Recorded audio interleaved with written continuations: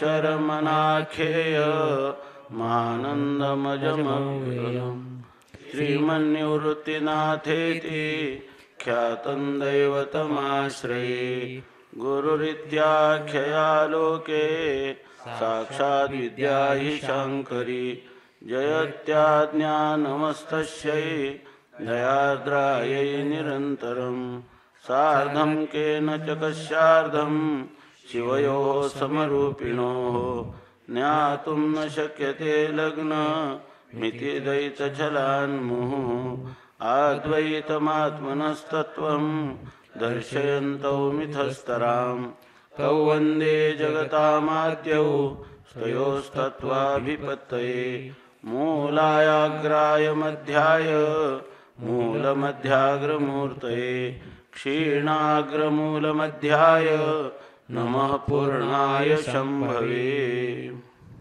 दक्षरमनाख्येय मानन्दमजमव्ययम् श्रीमन्निवृत्तिनाथेति ख्यातं दैवतमाश्रये गुरुरित्याख्यया लोके साक्षात् विद्या हि शाङ्करी जयत्याज्ञानमस्तस्यै दयार्द्रायै निरन्तरं सार्धं केन च कस्यार्धं शिवयोः समरूपिणोः ज्ञातुं न शक्यते लग्नमिति द्वैतछलान्मुहुः अद्वैतमात्मनस्तत्त्वं दर्शयन्तौ मिथस्तरां तौ वन्दे जगतामाद्यौ तयोस्तत्त्वाभिपत्तये मूलायाग्राय मध्याय मध्याग्रमूर्तये क्षीणाग्रमूलमध्याय नमः पूर्णाय शम्भवे महायोगपीठे तटे भीमरथ्यां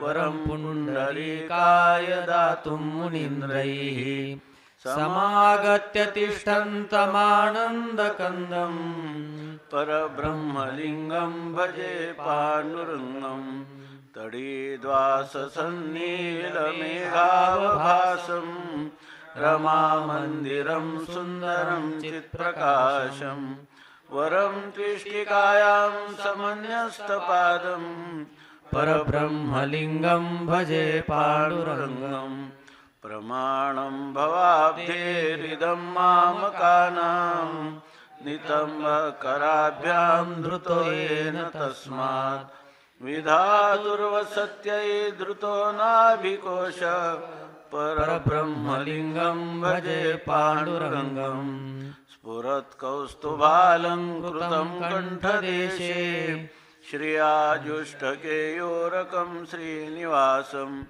शिवं शान्तमीड्यं वरं लोकपालं परब्रह्मलिङ्गं भजे पाण्डुरङ्गं शरच्चन्द्रबिम्बाननं चारुहासं लसत्कुण्डलाक्रान्तगण्डस्थलाङ्गं जपारागबिम्बाधरं कञ्जनेत्रं परब्रह्मलिङ्गं भजे पाण्डुरङ्गं किरीटोज्ज्वलत्सर्वदिक्प्रान्तभागं सुरैरर्चितं दिव्यरत्नैरनर्घ्यैः त्रिभङ्गाकृतिं बर्हमाल्यावतंसं परब्रह्मलिङ्गं भजे पाण्डुरङ्गम् विभुं वेणुनादं चरन्तं दुरन्तं स्वयं लीलया गोपवेशं दधानं गवामृन्दकानन्दनं चारुहासं परब्रह्मलिङ्गं भजे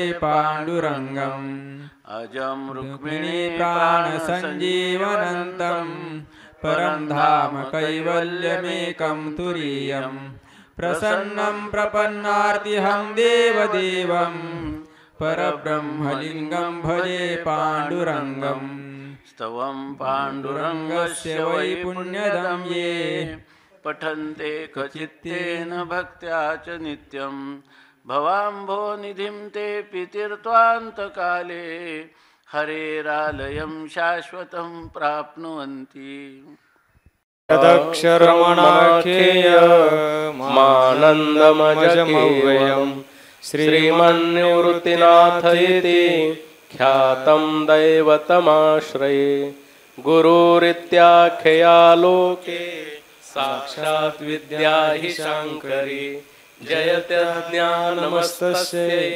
दयार्द्रायै निरन्तरम् सार्धङ्केन च कस्यार्धं शिवयोः समरूपिणोः ज्ञातुं शक्यते लग्नमिति द्वैताच्छलान्मुः अद्वैतमात्मनस्तत्त्वं दर्शयन्तो मिथस्तराम् तौ वन्दे जगतामाद्यो तयोस्तत्त्वाभिपत्तये मूलायाग्राय मध्याय मूलमध्याग्रमूर्तये क्षीणाग्रमूलमध्याय नमः पूर्णाय शाम्भवे। पंचम प्रकरण। ओम नमः परमात्मने।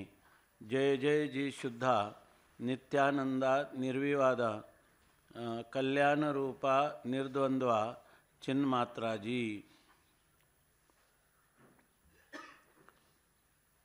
रुक्मिणी प्राण संजीवन भक्तवत्सल अकारण करुणा वरुणालय श्री पंढरीनायक पांडुरंग परमात्म्याच्या असीम अनुकंपेने आपण संत सम्राट भगवान ज्ञानोबरायांनी आपल्या श्रीगुरूंच्या आज्ञेवरून आपली जी प्रातिभा अनुभूती ती शब्दद्वारा साकार करण्याचा निकराचा प्रयत्न ज्या ग्रंथामध्ये घडला असं ग्रंथरत्न श्री अनुभवामृत, ज्याच्यावर नित्यानंदैक्य दीपिका नावाची टीका श्री शिवकल्याण स्वामींनी की जे मुक्ताईंच्या परंपरेमध्ये ज्यांनी आपलं अध्यात्मजीवन घडवलेलं आहे ते आपल्या नित्यानंद स्वामींच्या अनुग्रहावरून ही टीका करत आहेत आणि त्या टीकेचा आश्रयाने आपण आपल्या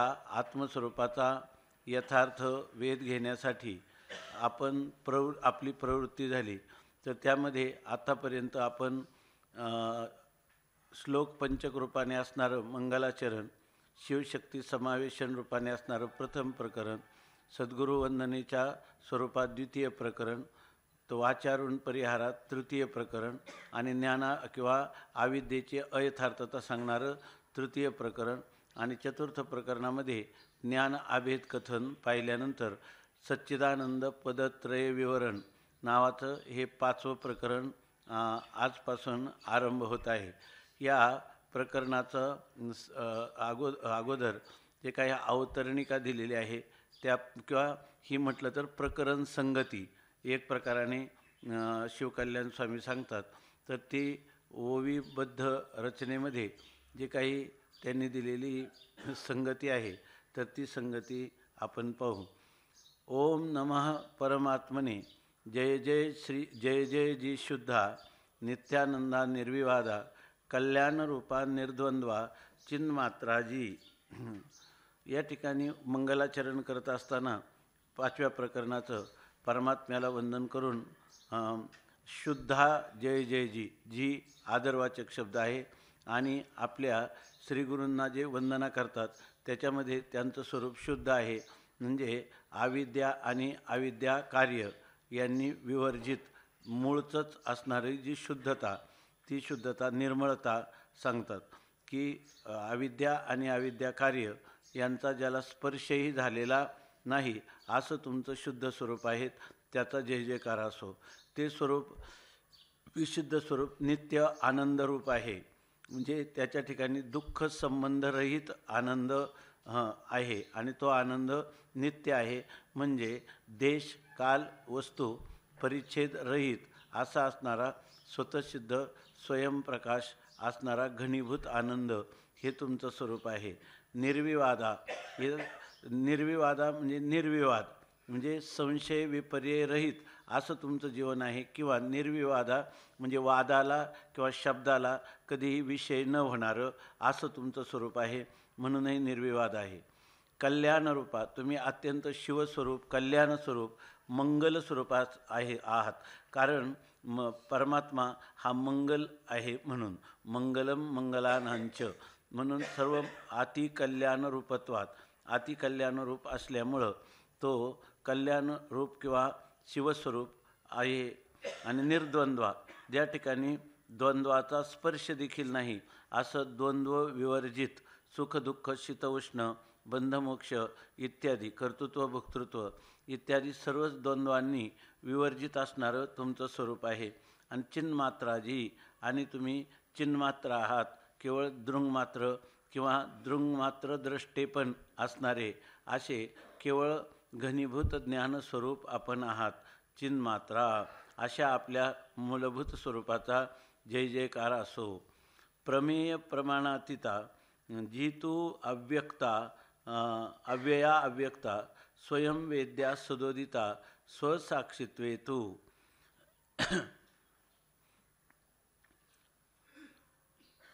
प्रमेय प्रमाणातीता म्हणजे तुला तुझ्या ठिकाणी कधीही प्रमेयत्व किंवा प्रमाण आलेलं नाही. म्हणजे प्रमेयत्व येण्यासाठी तुझ्या ठिकाणी कधी तू विषय झाला तर तुझ्या ठिकाणी प्रमेयत्व येईल, नाही का. आणि जर त्या ठिकाणी जर अंतःकरण वृत्ती ही जर त्या ठिकाणी उपाधी झाली तर तुला प्रमाणत्व येईल. पण तुला कधी अंतःकरण किंवा विषय ही उपाधीच झालेली नाही, दोन्ही उपाधीच झालेल्या नाही. कारण तू आता मागच्या प्रकरणात सांगितल्याप्रमाणे आश्रय आणि विषय रहित असं असल्यामुळं तू प्रमेय आणि प्रमाणाचा कधीही विषय न होणारा, प्रमाण आणि प्रमेयाच्या अतीत असणारं तुझं स्वरूप आहे. जी तू अव्यया अव्यक्ता, तू कधीही अव्यक्त झालेला नाही आणि तुझा कधीही व्यय किंवा नाश होणार नाही. म्हणून तुझ्या ठिकाणी इथं अव्यय शब्द जो आहे तो व्यय होणं म्हणजे त्याला काय म्हणतो आपण, अपक्षय, बरोबर ना. अपक्षयाने रहित आहे म्हणजे तू निर्विकार आहेस. तुझ्या ठिकाणी षड्भाव विकाराने तू विवर्जित आहे. आस्ती जाय इथे हे जे अव्यय शब्द आहे या ठिकाणी तो अव्यय शब्द हा षड्भाव विकारांचं उपलक्षण आहे. म्हणून आस्ती जायते वर्धते विपरिणमते अपक्षीयते विनश्यती ह्या कोणत्याही षड्भाव विकार तुझ्या ठिकाणी नाहीत. आणि अव्यक्ता, तो अव्यक्त आहेत अर्थात कोणत्याही इंद्रियादिकांना गोचर न किंवा विषय होणारा नाहीस. स्वयंवेद्या आणि तू इथं स्वयंवेद्या म्हणजे इथं स्वसंवेद्या असाच अर्थ घ्यायचा की इथं स्वयंवेद्या तुला जाणतो असं अर्थ नसून तू स्वसंवेद्य आहे. तू सर्वांना, इतरांना आणि स्वलाही असंवेद्य आहेत म्हणजे पक्का अविषय आहेस, कोणालाही विषय होणारा नाही. सदोदिता, तू सदोदित म्हणजे नित्य निरंतर आहे म्हणजे तुला कोणताही कालपरिच्छेद नाही. आणि स्वसाक्षित्वे तू स्वतःचा स्वतः साक्षी आहे असं नाही. साक्षित्वे तू स्व, बरं ना. साक्षी रूपाने तू स्वतःचा स्वतः साक्षी असं म्हणता येईल का? नाही. स्वसाक्षित्व म्हणजे साक्षित्वे तू स्व, साक्षीत्वाने तू स्वतःच आहेस. साक्ष म्हणजे तू सर्व साक्षी आहेत. स्वसाक्षी आहेत म्हणजे तू सर्वांचा साक्षी, तू स्वतः आहेस. सदोदित म्हणजे कालपरिच्छेद रहित. त्या सदोदित म्हणजे नित्य म्हणजे कालाचा त्याला कोणतंही कालाची मर्यादा किंवा कालाने ज्याला कधीही परिच्छिन्न केला नाही असा सदोदित. किंवा तुम्ही घ्यायचं झालं तर कोणत्याही देश काल आणि वस्तू यांनी अपरिच्छिन्न असं तुझं निरतिशय व्यापक स्वरूप असणारा असा तू आहे. आणि स्वसाक्षित्वे तू, साक्षीरूपाने तू स्वतःच आहेस म्हणजे तू सर्व साक्षी आहेस. तुझं साक्षीत्व नाही. ऐशेची साक्षीत्व जे काही तया तुझ्या पायी रिघालो शरण. तुझं साक्षीत्व नाही. तुझ्या ठिकाणी साक्ष म्हणजे इथं साक्ष्य असं घ्यायचं नाही का. इथं साक्ष म्हणजे एक तर अक्ष शब्दाचा अर्थ इंद्रिय. तुझं साक्ष नाही म्हणजे तू इंद्रियासहित नाही. किंवा तू साक्ष नाही म्हणजे तू कोणी तुझा साक्षी आहे आणि त्याचा तू साक्ष झालेला आहे असंही नाही. किंवा साक्षीत्व नाही किंवा तू कोणाचा साक्षी झाला आणि दुसरे कोणते तरी साक्ष्यविषयी तुझ्यासमोर येत असं नाही. म्हणजे तू साक्ष किंवा साक्ष सापेक्ष साक्षी ह्या दोन्ही भावाला तू कधीही प्राप्त झालेला नाहीस. ऐशेची साक्षीत्व जे काही असं जे साक्षीत्व आहे म्हणजे असं कोणतं, केवळ दृङ्मात्र स्वरूपाने राहणं हे त्याला म्हणतात दृङ्मात्र द्रष्टेपण. हे दृङ्मात्र द्रष्टेपणाने राहणं असं जे काही साक्षीत्व आहे तया तुझ्या पायी शरण रिघालो, तर असं तुझं जे पाय म्हणजे तुझं जे स्वरूप आहे त्या स्वरूपाच्या ठिकाणी मी अभेदत्वाने शरण घालो म्हणजे तुझ्या त्या स्वरूपाचा आत्मत्वाने मी निश्चय केला. ते तुझं स्वरूप हे माझंच स्वरूप आहे किंवा माझाच आत्मा आहे असं अशा प्रकारचा अभेद निश्चय हीच खरी शरणागती आहे. आणि ती शरणागती मी तुझ्या ठिकाणी केलेली आहे. तुझ्या पायी रिगालो शरणन न मोडेजी तुझी सुखखुन मनोनी तेची शरण्य तेची शरण आयशेने तू गुरु शिष्यपण शोभविषी देवा. आपल्या श्रीगुरूंची स्तुती करताना सांगतात न मोडेजी तुझी सुखखुन. तुझी जी सुखाची खूण किंवा सुखाचा संकेत आहे तो कधीही मोडत नाही म्हणजे कधीही बाधित होत नाही. म्हणजे तू नित्य सुखरूप आहे. सुख हे तुझं स्वरूप आहे. म्हणून ह्या सुखाची जी खूण आहे ती तुझ्या म्हणजे परमप्रेमास्पदत्वात आनंदरूप ना परमप्रीतीचा विषय तूच आहे. त्यामुळं तुझ्या ठिकाणी असणारं सुख जे आहे कारण परमप्रीतीचा जे विषय असतं ते आनंदरूप असतं आणि तुझं जे आनंदरूपत्व आहे ते तुला कधीही सोडून जात नाही. म्हणजे तू नित्य निरंतर परमप्रीतीचा विषय आहे म्हणून तूच सुखरूप आहेस ही त्या सुखाची खूण आहे. आणि म्हणून तेची शरण्य तेची शरण आणि ही जी सुखाची खूण आहे तर ते सुख प्रत्येकाला अपेक्षित आहे. म्हणजे सगळेजण शरण्य कोण आहे सुखच आहे आणि त्याचा जो शरणागत आहे बरोबर ना जर तो कोण आहे तोही तोच आहे. शरणागत होणाराही तोच आहे आणि शरण्यही तोच आहे. म्हणजे इथं गुरु आणि शिष्य किंवा देव आणि भक्त यांच्या दोघांमध्ये अफूट अद्वैत आहे. म्हणून म्हणतात की ह्या शरणागतीमध्ये शरण्य बरोबर ना शरण्याहून शरणागत वेगळा राहत नाही. म्हणून शरण्यही तूच आहे आणि शरणही तू आहे. शरणागतीची जी प्रक्रिया आहे तीसुद्धा परमात्माच आहे.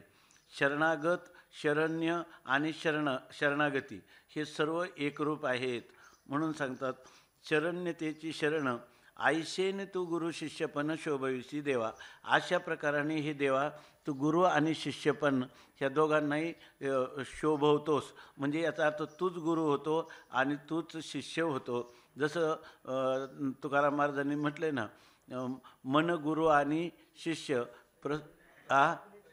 करी आपुलेची दास्य आणि प्रसन्न आपणास गती अथवा अधोगती. हे सगळं आपलं मनच आहे. तसं जर म्हणायचं तर बाह्य दृष्टीनं सगळं मनच आहे. बरोबर ना बाह्य दृष्टीनं सगळं मनच आहे आणि अंतरंग दृष्टीनं पाहिलं तर सर्वम यदायम आत्मा. सर्व गुरु आणि शिष्य हा आत्माच आहे. आत्माच गुरु शिष्य रूपाने नटलेला आहे. म्हणून म्हणतात की तुझे गुरु शिष्यपण शोभते देवा. पुढे तुमचं गुरु शिष्यपण हे शोभून दिसतं असं सांगतात. शोभून दिसतं म्हणजे काय तुमच्या मूलभूत एकपणात कोणत्याही प्रकारचा परिणाम न होता गुरु आणि शिष्य हा जो भेद आहे तो कल्पित भेदाने आपण नांदता. हेच म्हणजे वास्तव अद्वैत आणि कल्पित द्वैत या भेदाने ह्या निश्चयाने जे गुरु शिष्यपण तुमचं दिसतं. कोणतं वास्तविक पाहिलं तर अद्वैतामध्ये तर कोणत्याही प्रकारचा परिणाम होत नाही अद्वैत आत्मस्थितीत. आणि बाह्य पाहावं तर तुम्ही गुरु शिष्यपणाने नांदता. हे तुमच्या ठिकाणी ही गोष्ट शोभा देते. म्हणजे आपण कालच ती ओळी पाहिली की त्याप्रमाणे की तरंग जो आहे तो पाण्याला न सोडता जर तो तरंग त्या आपल्या मूलभूत पाण्याचं जर चुंबन करीत असेल तर ते गोष्ट काय आहे आणखी शोभणारी आहे. घडली तर ती अधिक सोन्याला सुगंध किंवा चंदनाला फळ यावं अशा प्रकारची स्थिती आहे. म्हणून ऐक्याचे मुद्दल न ढळे आणि साजेरेपणाचा लाभू तरी मिळे तरी स्वतरंगाची मुकळे तुरंबोका पाणी. या न्यायाने तुम्हाला या ठिकाणी हे गुरु शिष्यपण याला तू शोभविषी याला तू शोभा आणतोस. तू सर्वथा नवेशी विलक्षण न मोडे तुझे स्वसंवेद्यपण आयशेने तुझं गुरु शिष्यपण शोभते देवा. तर ते म्हणतात तू सर्वथा विलक्षण नवेशी. तू कधीही विलक्षण होत नाही किंवा विलक्षण म्हणजे विरोधी लक्षणाचा आहे असा तू कधीच होत नाही. म्हणजे तुझं जे स्वरूप आहे सच्चिद आनंद त्याच्या विलक्षण असद आणि जड किंवा दुःखरूपता किंवा द्वैत याला तू कधीही प्राप्त होत नाही. म्हणून तू सर्वथा विलक्षण नव्हेशी. तू पूर्णपणाने कधीही विलक्षण म्हणजे असजड दुःख द्वैताला कधीही प्राप्त होत नाहीत. लगेच बोला काही वाटलं तर, पण याचा अर्थ सरळ चालला आहे. तर सर्वथा नव्हेशी विलक्षण न मोडे तुझे स्वसंवेद्यपण. तू कधी विलक्षण होत नाही म्हणजे तू कधी या ठिकाणी जडता भावाला किंवा दृश्य भावाला बरोबर ना किंवा कल्पितत्वाला तुझं स्वरूप कधीच प्राप्त होत नाही. कारण का तर न मोडे तुझे स्वसंवेद्यपण. तुझा जर स्वसंवेद्यता आहे म्हणजे तुझं जे स्वयंप्रकाश रूपता आहे किंवा तुझी जी चिन्मात्रता आहे ती चिन्मात्रता स्वसंवेद्य आहे. स्वतः अन्याला तर विषय होणारी नाही पण स्वलाही विषय होणारी नाही अशी तुझी असणारी जी स्वयंप्रकाशता आहे ते कधीही मोडत नाही. म्हणजे ती स्वयंप्रकाशता कधीही बाधित होत नाही. याचा अर्थ तू आपल्या स्वयंप्रकाशाला स्वरूपाला सोडून तू कधीही जाड्याला किंवा जडतेच्या भावाला तू कधीही प्राप्त होत नाहीस. म्हणून तुझं स्वसंवेद्यपण किंवा स्वयंप्रकाशत्व कधीही मोडत नाही, बाधित होत नाही. आयशेनी तुझं गुरुशिष्यपण. आणि याचा अर्थ तो आपल्या सच्चिदानंद स्वरूपाला कधीच न सोडता हा गुरुशिष्यपणा जो आहे तर तो गुरुशिष्यपण काय करतो सिद्धीला नेतो. तर याचं आहे ना गुरुशिष्यपण सिद्धी नेले. आवज्ञा कधी केली नाही येणे आणि गुरुशिष्यपण सिद्धी नेले. तर आयशेने तुझं गुरुशिष्यपण शोभते देवा. हे देवा म्हणजे हे गुरुदेवा. अशा प्रकारे तुम्हाला काय आत्मरूप असणाऱ्या हे गुरुदेवा किंवा ब्रह्मरूप असणाऱ्या हे श्रीगुरु देवतेला उद्देशून म्हणतात. आयशेने तुझं गुरुशिष्यपण शोभते देवा. अशा प्रकाराने तुम्हाला हे गुरु आणि शिष्यपण शोभून दिसतं. म्हणजे ऐक्यात बदल न होता जे कल्पित द्वैताचा आश्रय करून जे ही गुरु शिष्य परंपरा तू अनादिकालापासून प्रवाहित ठेवलेली आहे हे तुला शोभून दिसतं. तुझे अविनाश जे द्रष्टेपण ते लोपाते न पवेजी जाण. तेची गुरु शिष्यत्वाची खुन त्वद्रूपी देवा. तुझा अविनाश द्रष्टेपण आहे. अविनाश द्रष्टेपण म्हणजे कधीही विनाश न पावणारं नित्य असणारं दृंगमात्र रूपाने असणारं जे द्रष्टेपण आहे. दृंगमात्र रूपाने असणारं द्रष्टेपण ते लोपाते न पवेजी जाणं. त्याचा कधीही लोप होत नाही. नही द्रष्टू द्रष्टे हे विपरिलोपो विद्यते. अशा श्रुतिवचनाप्रमाणे तू त्या अविनाशी असणारं द्रष्टेपण म्हणजे तू नित्यद्रष्टा आहे. नित्यद्रष्टा आहे तू. त्यांनी दिलं का हे दृंगमात्र दृष्टेपण म्हणजे एक साक्षी द्रष्टा आहे. तसा द्रष्टा नाही. कारण साक्षीचं जे दृष्टेपण आहे ते दृश्य सापेक्ष आलेलं दृष्टेपण आहे. तसं नाही. तुझं दृंगमात्र दृष्टेपण आहे. त्या ठिकाणी साक्ष पदार्थ असो किंवा नसो, दृश्य पदार्थ असो किंवा नसो, तू मुळातच स्वयंप्रकाश द्रष्टा आहेस. आणि त्या स्वयंप्रकाश द्रष्ट्यालाच दृंगमात्र द्रष्टा असं म्हणतात. म्हणून साक्षी द्रष्टा नाही तर तू कोण आहे स्वयंप्रकाश असणारा असा द्रष्टा आहेस. त्याला म्हणतात अविनाश द्रष्टेपण. आणि ते लोपाते न पवेते जाणं आणि त्याचा कधीही लोप होत नाही. तेची गुरु शिष्यत्वाची खुण त्वद्रूपी देवा.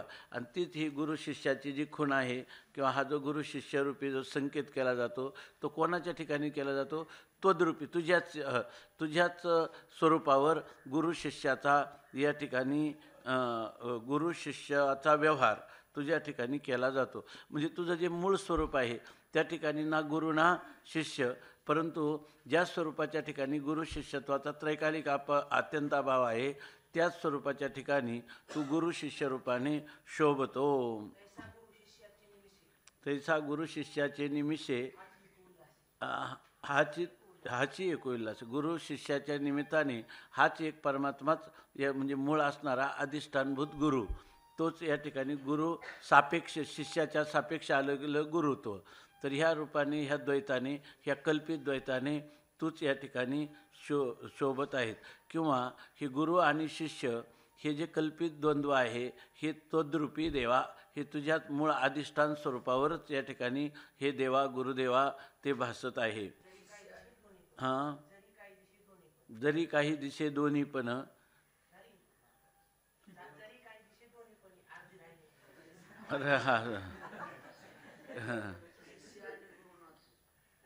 हां, शिष्य आणि गुरु नातू या शब्दाचा एकूच अर्थ.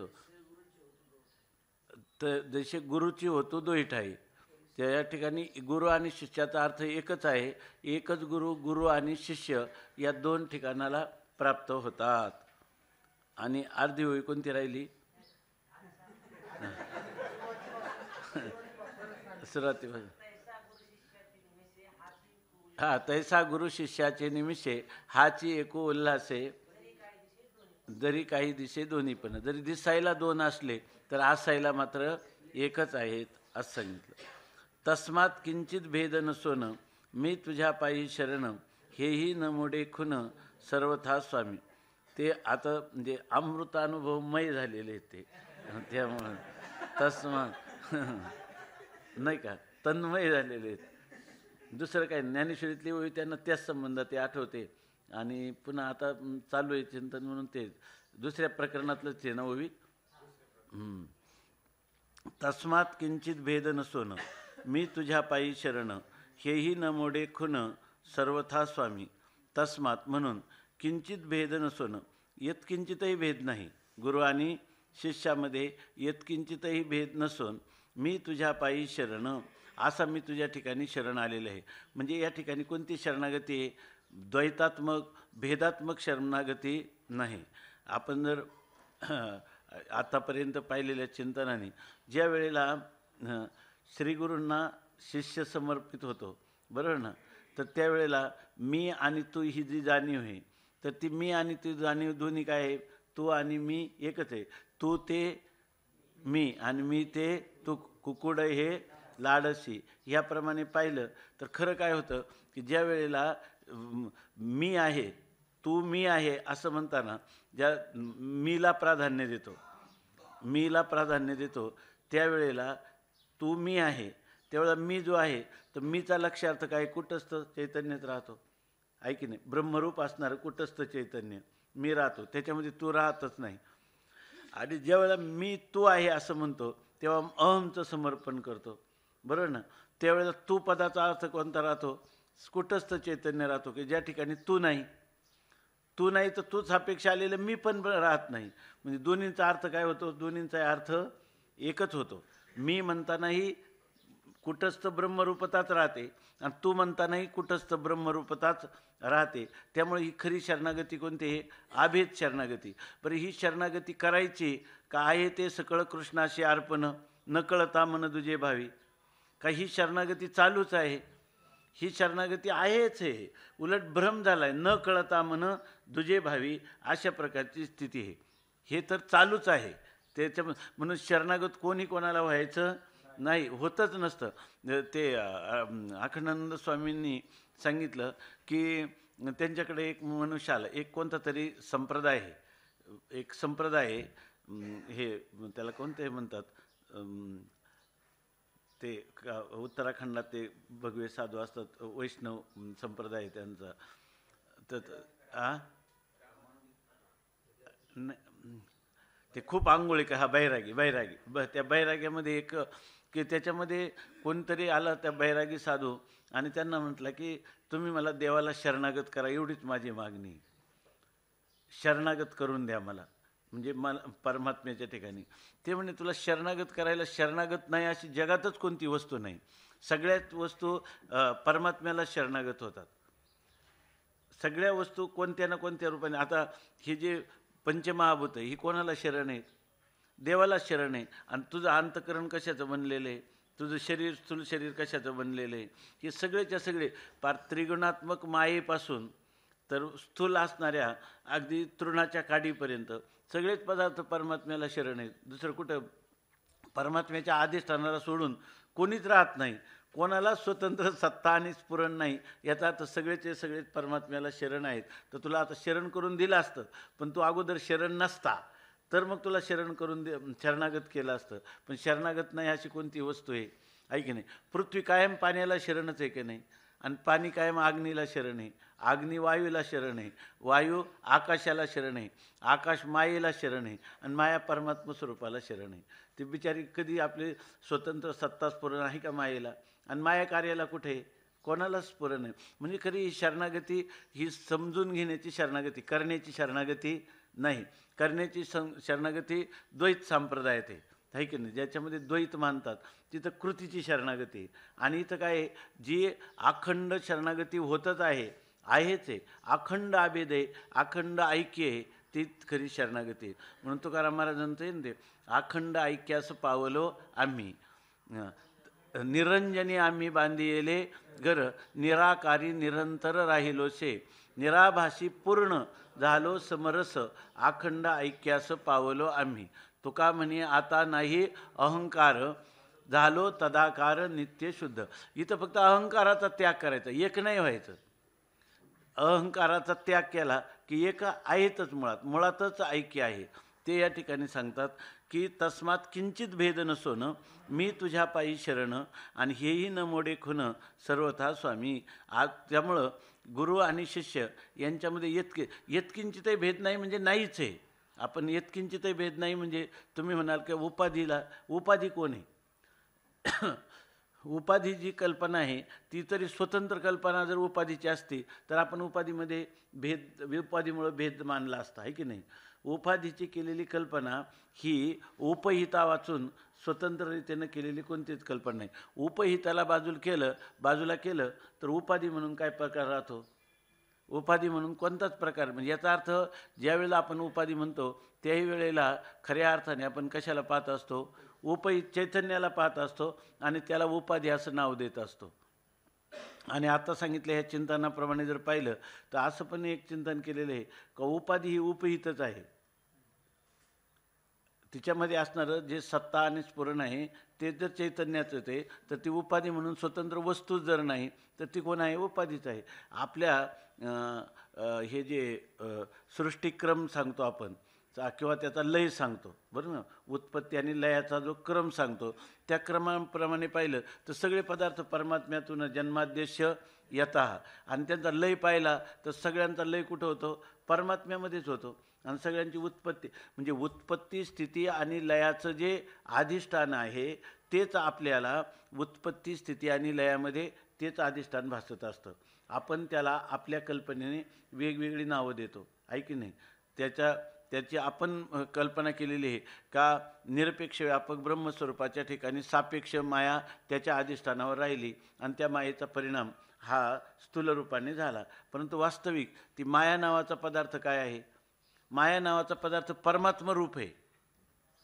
परमात्म्याच्या ठिकाणी मायेची कल्पना केलेली, पण माया तेची ब्रह्मन, ब्रह्मतेची माया, अंग आणि छाया दयापरी, तोडिता न तुटे सारिता निराळी, आणि लोटांगण तळी हारपती, दुजे नाही तेथे काय बरोबर ना, दुजे नाही तेथे भय कोणासाठी, आणि वावगीची आठी विचाराची. तुका म्हणे उंच वाढे उंचपणे, आणि ठेंगणी लवणे जैशी तैशी. अशा प्रकारची याच्यामध्ये काहीच नाही. आपण माया म्हणून वेगळा स्वतंत्र पदार्थ मानून शंकराचार्यांनी मायावादाची काही स्थापना केली असं नाही. ही एक ब्रह्मवादाची प्रक्रिया सांगण्यासाठी मायावादाचा अध्यारोपाच्या भाषेत स्वीकार केलेला आहे आणि नंतर त्याचा अपवाद करून स्वस्वरूपाला ब्रह्मस्वरूपाला अवशिष्ट ठेवलेले आहे. म्हणून या ठिकाणी मायावाद किंवा चिद्विलासवाद असा कोणताच नसून केवळ जे चित्पदाचा विषय होत नाही असं चैतन्य आम्हाला सांगायचं आहे की नाही. त्याच्यासाठी मग कोणी यया भवेत पुंसा व्युत्पत्ती ही प्रत्येकात्मनी सासैव प्रक्रिया साध्वी इति आचार्य भाषितम. तुमच्या बुद्धीवर जे अखंड चैतन्य किंवा अखंड अर्थ आरूढ व्हावा म्हणून अनेक प्रक्रिया वेगवेगळ्या प्रकाराने सांगितलेल्या आहेत. याच्या पलीकडं केवळ अद्वैताचाच सिद्धांत आहे, दुसरं काही, किंवा अद्वैताचीच अनुभूती आहे, दुसरं काही नाही. आता ही काही भावनेने करायची शरणागती नाही. गुरु आणि शिष्य ही भावनेने करण्याची शरणागती नाही. ही शरणागती नित्य होत असणारी वस्तुस्थिती आहे, ही वास्तवता आहे. ही अभेद शरणागती ही वास्तवता आहे, बरोबर ना. आणि भेदात केलेली शरणागती ही वास्तवता नाही, ही कल्पना आहे. ही कल्पना आहे. आणि वास्तव अभेद शरणागती ही वस्तुस्थिती आहे, ही वास्तवता आहे. तस्मात किंचित भेद नसोन, मी तुझ्या पायी शरण, हेही न मोडे खुन सर्वथा स्वामी. मी भेद नसून देखील तुझ्या ठिकाणी शरण आलेलो आहे, परंतु ही खून माझ्याकडं ही खून म्हणजे कोणती? शिष्यत्वाची, गुरु शिष्यत्वाची खून कोणती आहे? अविनाश द्रष्टेपण ते लोपाते न पवे जाण. नहि द्रष्टो द्रष्टे हे विपरिलोप विद्यते. ही खरी गुरु शिष्यत्वाची असणारी अंतरंग खूण आहे. ती खूण ते म्हणतात टीकाकार, मी कधी विसरलेलो नाही. हे खूण न मोडे. ही खूण कधी मोडत नाही. हिचं मला कधी विस्मरण होत नाही की ज्ञानरूपाने गुरु आणि शिष्याचा असणारं ज्ञानात अभेद आहे, म्हणजेच गुरु शिष्यात काय आहे? अभेद आहे. ही खूण माझी कधी मोडत नाही. ही खूण मी कधी विसरत नाही. हा संकेत मी नित्य जतन केलेला आहे. तस्मात आता मज शरणागताची विनंती अवधारावी जी श्रीमूर्ती. हे जे तुझी वचनोक्ती ज्ञानेश्वर रूपे, तेची जे निखळ ज्ञानामृत, जे की अमृता तेही जीववित, परी शब्दाची येथ न वाहे वाट. आता यानंतर शरणागत झालेला जो मी आहे त्या माझी तुम्हाला विनंती आहे, आणि ती विनंती श्रीगुरु लिंगाने किंवा श्रीगुरु स्वरूपाने ती माझी विनंती लक्षपूर्वक ऐकावी. बरं ना? चित्ताच्या ऐकाग्र्याने माझ्या विनंतीकडं त्यांनी लक्ष द्यावं. ऐका असं म्हणतात. हे जे तुझी वचनोक्ती ज्ञानेश्वर रूपे, ते म्हणतात तुमची जी ही वचनोक्ती आहे ज्ञानेश्वर रूपे, म्हणजे ज्ञानोबारायांच्या म्हणजे श्रीगुरूंच्या विषयी श्रीगुरूंनाच म्हणतात ना की मी ज्या ग्रंथाची टीका लिहित आहे ती आहे ज्ञानोबारायांची, परंतु ज्ञानोबारायांच्या रूपाने तुम्ही नित्यानंद गुरु या ठिकाणी माझ्या जीवनात आलेले आहेत. म्हणजे माझ्या जीवनात आलेले श्रीगुरू म्हणजे यथा देवे पराभक्ती यथा देवे तथा गुरव तस्यैते कथिता हे अर्थ प्रकाशन्ते महात्मनः. या न्यायाने सांगतात की हे तुझी वचनोक्ती ज्ञानेश्वर रूपे, तुम्ही जे बोललेले आहात हे काय आहे? ज्ञानेश्वर महाराजांच्या स्वरूपात तुमचे हे बोलणं आहे.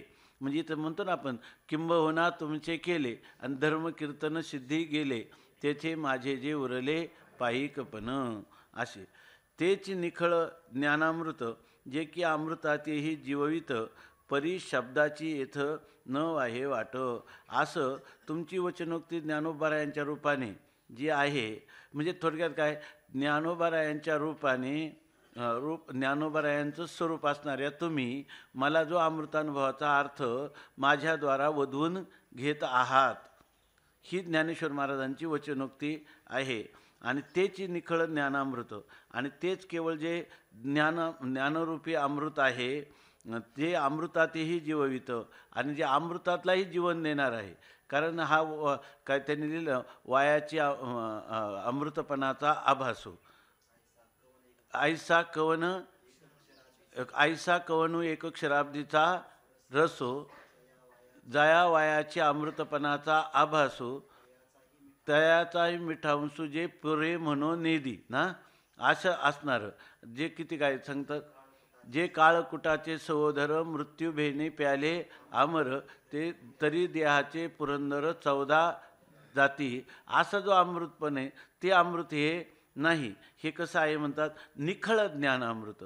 हे या ठिकाणी निखळ म्हणजे केवळ, म्हणजे ज्याच्यामध्ये त्या अमृतामध्ये दुसरं कोणतंही बरोबर ना, कोणताही विनाशी किंवा मृत पदार्थाचा संबंधसुद्धा ज्याच्याशी आला नाही, असं ते विशुद्ध स्वरूपातलं असणारं अमृत आहे. तया पाबळ तया इतुलेवरी, गोडीयेचे आथी थोरी, मा हेतव अवधारी परमामृत. मातो हेतव अवधारी परमामृत साचे. हे तर काय आहे? खरं परमामृत आहे. ते जे अमृत आहे ते वाया व्यर्थ, त्याला अमृतपणाचा आभास आहे. आणि जर ते खरं अमृत असतं तर त्या ठिकाणी ब्रह्मदेवाच्या एका दिवसात 14 इंद्र झाले नसते. याचा अर्थ ते अमृत खऱ्या रीतीनं अमर करत नाही. पण हे अमृत जे आहे हे मात्र विशुद्ध स्वरूपातलं ज्ञानामृत आहे. जे ज्ञानामृत त्या अमृतातेही जीववितं. ते जे अमृत आहे त्या अमृतालाही जीवन देणारं असं हे अमृत आहे. परी शब्दाची येथं न वाहे वाट. परंतु हे जे अमृत आहे ना, ज्ञानामृत, इथं मात्र शब्दाची वाट वाहत नाही. म्हणजे शब्दाची वाट इथपर्यंत येऊन पोचत नाही. म्हणजे केवळ शब्दाच्या मार्गाने किंवा शब्दाच्या माध्यमाने त्या परमामृताला किंवा आपल्या श्रीगुरूंच्या यथार्थ किंवा आपल्या आत्मस्वरूपाला पोचत नाही. कोण? शब्दाची वाट. म्हणजे शब्दाच्या वाटेने किंवा शब्दाच्या साह्याने किंवा शब्दाच्या सामर्थ्याने जर कोणी म्हणेल की आम्ही याचं ज्ञान करून घेऊ, तर ते मात्र शब्द हे माध्यम तिथपर्यंत मला घेऊन जाऊ शकत नाही. दुसरी एक ओवी आता माझ्या पुढं आलं तर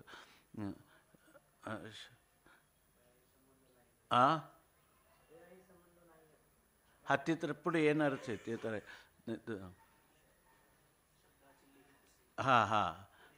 हां ते शब्दाची लिही पुसे तेनेशी चावळो बैसे दुजियाचे रागी रुसे एकपणा जो. असा हा परमात्मा आहे की जिथं शब्दाची लिही पुसेल तर तिथं तो मात्र प्रेमाने बोलायला लावतो. तेनेशी चावळ.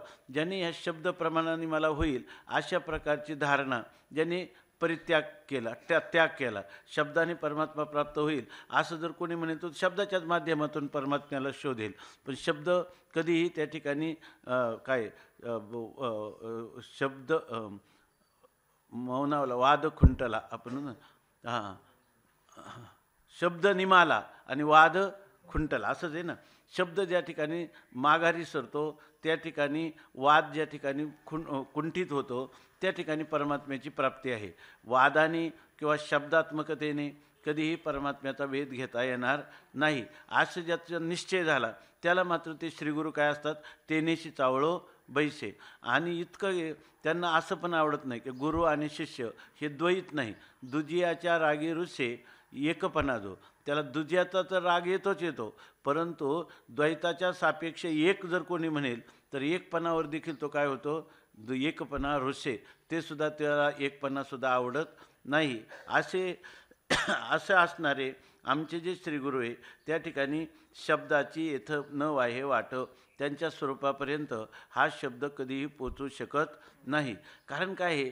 त्यांच्या स्वरूपापर्यंत त्यांच्या स्वरूपाचं जेव्हा ज्ञान होतं यथार्थ, तेव्हा त्या स्वरूपाहून आपण वेगळा कोणी राहतच नाही. आणि ते स्वरूप कसं आहे? निरपेक्ष व्यापक आहे. आणि निरपेक्ष व्यापक स्वरूपामध्ये जर शब्द आहेच कुठं? त्या ठिकाणी शब्द नाही. तन्मात्र रूपाने असणारा शब्द नाही, तर त्याचं कार्य असणारं आकाश, बरोबर ना? ते आकाशही नाही. आणि काय तत्र शब्दगुणात काय म्हणतो? शब्दगुणकम आकाशम. त्या ठिकाणी जर दुसरा कोणताच पदार्थ राहत नाही तर शब्दगुणकम आकाशम राहत आहे का? आकाशही राहत नाही. आणि शब्द तन्मात्र रूपाने तरी त्या ठिकाणी आहे का? म्हणून शब्दाची लिही पुसे. जेव्हा खरं गुरूंचं स्वरूप अखंड निरपेक्ष व्यापक कळतं त्यावेळेला असा शब्द नावाचा कोणता प्रकार राहतो की जो त्या परमात्म्याचं प्रकाशन करील किंवा त्यांच्या स्वरूपाच्या ठिकाणी शिष्यरूपाने, शब्दरूपाने किंवा दुसऱ्या कोणत्याही भूतभौतिक पदार्थाच्या रूपाने त्याच्याशी द्वैत निर्माण करणारा त्यांच्या सत्तेतला दुसरा कोणताच पदार्थ राहत नाही. म्हणून त्या ठिकाणी शब्दाची लिही पुसे. आणि इथं म्हणतात शब्दाची येथं न वाहे वाट. एक वाट आपल्याला गंतव्यस्थानापर्यंत घेऊन जाते, परंतु शब्दाच्या वाटेने आपण गेलो म्हणजे आपण गंतव्यस्थानापर्यंत जावं असं नाही. जर आपण शब्दाचा परित्याग केला, बरोबर ना, आणि मग तरच आपल्याला अशब्दम, अस्पर्शम, अरूपम असं जे आपलं स्वस्वरूप आहे ते आपल्याला स्वसंवेद्य रूपाने कळेल, अन्यथा कळणार नाही. मनोनी माझी वैखरी मौनाचेही मौन धरी. असं म्हण दे पानियावरी मखरी रेखिली पा असं सांगतात. म्हणजे वैखरी आपल्या स्वरूपाच्या ठिकाणी परेही परते बोलणे खुंटले आणि वैखरी कैसेनी सांगे. अशी जी स्थिती आहे की आणि दुजियाचा ठाव मोडे. द्वैताचा जर ठाव ठिकाणाच नाहीसा होतो की ज्या ठिकाणी परेसहित पैखरी बुडून जाते. तो मा तू कोणी तोंडे वानावासी. आणि असं तुझं कोणत्या तोंडाने तुला कोणत्या शब्दाने तुझं वर्णन करता येणार नाही. प्रमाणाची परिसरे प्रमेयचे आविष्कारे. तिथं प्रमाणाची परिसरे, प्रमाणाचे सगळे प्रकार त्या ठिकाणी सरतात म्हणजे निवृत्त होतात. आणि प्रमाणाची परिसरे त्यावेळेला खरं जे प्रमेय आहे ते प्रमेय त्या ठिकाणी अभिव्यक्त होतं, प्रमेयाचाच आविष्कार होतो. म्हणजे जोपर्यंत प्रमाणाने प्रमेय आपल्याला विषय करू असं वाटत असतं तोपर्यंत ते प्रमेय आपल्यासमोर येत नाही. आणि जेव्हा प्रमाण संपून जातं त्यावेळेला त्याच्या सापेक्ष आलेलं प्रमेयत्व हेही जातं, पण मूळ असणारं त्याचं जे स्वयंसिद्ध जे स्वरूप आहे ते मात्र ते आविष्कार त्याची काय होते, अभिव्यक्ती होते. म्हणजे तेच त्या ठिकाणी उर्वरित राहतं. आणि पुढं काय आहे, नवल मेचुधरे नाहीपणाची. म्हणजे या ठिकाणी हा निषेधावधीभूत आहे. नाहीपणाचा ह्या आमचा धूर म्हणजे आमचा जो अग्रगण्य आमचं जे इष्ट आहे त्याला सगळ्यात आवड कोणाची, नाहीपणाची मेचू. त्याला हे इदम न नीतीची त्याला काय आहे, आवड. आणि त्या न इति या पदाने जेव्हा कार्यकारणभावाचा निराश होऊन केवळ कार्यकारणातीत अशा रूपाने तो राहतो, यालाच म्हणतात की त्याला आवड आहे, किंवा यालाच म्हणतात तेव्हा ते आविष्करे म्हणजे ते काय अभिव्यक्त होतं नाही, त्याची नित्य असणारी अभिव्यक्ती ते आपलं स्वरूप आहे. असा खऱ्या अर्थाने शब्दाचा अतीत असणाऱ्या आपल्या स्वरूपाचा त्या ठिकाणी साक्षात अपरोक्ष त्याला परिचय किंवा साक्षात अपरोक्ष ज्ञान, दृढ अपरोक्ष ज्ञान त्याला होतं. जोपर्यंत आपल्याला प्रमाणाच्या द्वारा त्याला प्रमेय केलं तोपर्यंत नाही. प्रमाणाचा विचार संपला की मग त्या ठिकाणी ते प्रमेय म्हणजे असणारं आपलं स्वरूप ते अभिव्यक्त होतं. अभिव्यक्त म्हणजे प्रमाणाची परिसरे म्हणजे नीतीनं सगळ्यांचा निराश झाल्यानंतर त्याला ह्या निषेधाची खूप आवड आहे. कारण आता त्याला जर विधीची आवड असते तर ही पुढची वेळ येणार आहे सत्ता प्रकाश सुख, याच्यामध्ये विधिमुखाने त्याचं वर्णनच करता येत नाही. करायचं झालं तर त्याचं कशाला अतद्व्यावृत्तीनं त्याचं वर्णन केलं जातं, अतद्व्यावृत्तीने. आणि त्याचीच त्याला काय आहे, आवड आहे असं सांगितलं.